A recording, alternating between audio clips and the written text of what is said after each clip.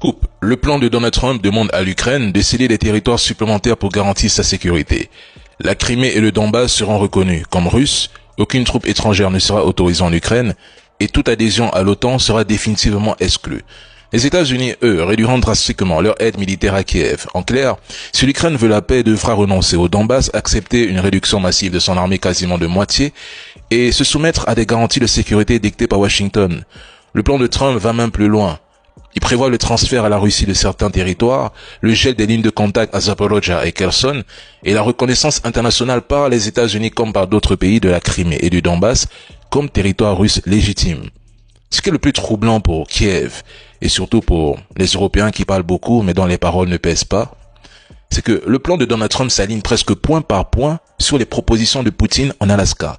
Nous avons même l'impression de lire les propositions de Poutine. En d'autres termes, la capitulation est déjà écrite. Pendant que le président Macron rêve d'envoyer des troupes au sol, le plan impose au contraire une interdiction totale de présence militaire étrangère en Ukraine. Plus grave encore, l'Ukraine devra abandonner toutes ses armes à longue portée. Évidemment, Kiev rejette une grande partie de ces conditions, mais soyons honnêtes, si Donald Trump acte ta capitulation, combien de temps penses-tu tenir avec des promesses creuses et ces fameux 100 rafales qui ne changeront absolument rien au destin de l'Ukraine? Combien de temps l'Ukraine pourrait tenir sans le soutien américain?